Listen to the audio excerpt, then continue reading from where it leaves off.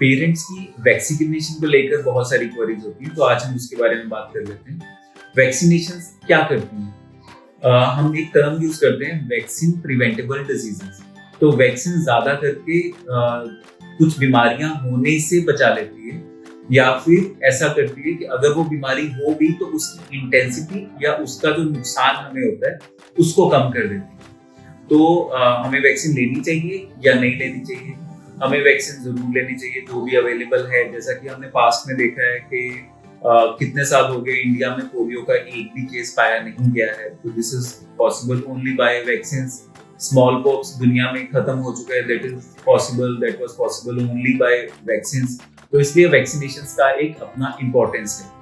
तो वैक्सीनेशन जो हम देते हैं वो कुछ वैक्सीनेशन जो है वो हमारे पास गवर्नमेंट सेक्टर में अवेलेबल होती है, जिनको कि हम फ्री ऑफ कॉस्ट दिलवा सकते हैं, और कुछ वैक्सीन गवर्नमेंट सेक्टर में अवेलेबल नहीं होती हैं। दो टाइम टू टाइम जो गवर्नमेंट सेक्टर में अवेलेबल वैक्सीन हैं उनको गवर्नमेंट अपने फाइनेंशियल अवेलेबिलिटी के को देखते हुए उसको बढ़ाते रहते हैं। जैसे आज से 10 साल पहले कुछ वैक्सीन मिल रहे थे, लेकिन 10 साल में गवर्नमेंट ने धीरे धीरे वो वैक्सीन बढ़ा दिए। तो एक काफी जो क्वेरी हमें आती है कि जो गवर्नमेंट में मिल रहे हैं वो ही वैक्सीनेशन जरूरी है, जो गवर्नमेंट सेक्टर में नहीं मिल रहे वो जरूरी नहीं है। ऐसा नहीं होता है।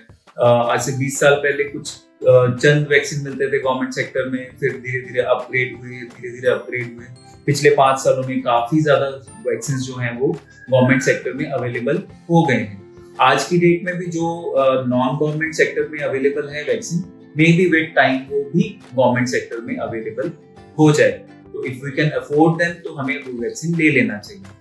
जो हम नॉन गवर्नमेंट सेक्टर में वैक्सीनेशन लेते हैं उनमें काफी बीमारियां आ जाती हैं, जैसे हेपेटाइटिस ए, जो कि बच्चे को हो तो पीलिया कर देती हैं और काफी दिन स्कूल से छुट्टी लेना पड़ता है, कई बार हॉस्पिटलाइजेशन भी करना पड़ सकता है इसमें, और कॉम्प्लिकेशन में भी जा सकता है। उसके बाद चिकन पॉक्स जो है उसकी वैक्सीनेशन होती हैं, फिर फ्लू की वैक्सीनेशन होती हैं। अगर आपका बच्चा बहुत बार बीमार हो रहा है साल में, उसको बार बार फ्लू या वायरल इन्फेक्शन हो रहे हैं, तो आप ईयरली फ्लू शॉट ले सकते हैं, जो कि बच्चे की सिचुएशन के हिसाब से हम देते हैं। ज्यादा करके हम 5 साल तक देते हैं, बट अगर बच्चा बार बार बीमार होता है तो we can extend it also, ज्यादा उम्र तक भी दे सकते हैं। उसके बाद हम MMR का वैक्सीन दे सकते हैं जो नॉन गवर्नमेंट सेक्टर में मिलते हैं। फिर मेनिंजाइटिस है, सर्वाइकल कैंसर है। इस तरह से काफी वैक्सीन हैं जो हम नॉन गवर्नमेंट सेक्टर से ले सकते हैं, और DPT है, निमोनिया है, हेपेटाइटिस बी है, और भी बहुत सारे वैक्सीन हम गवर्नमेंट सेक्टर में भी ले सकते हैं।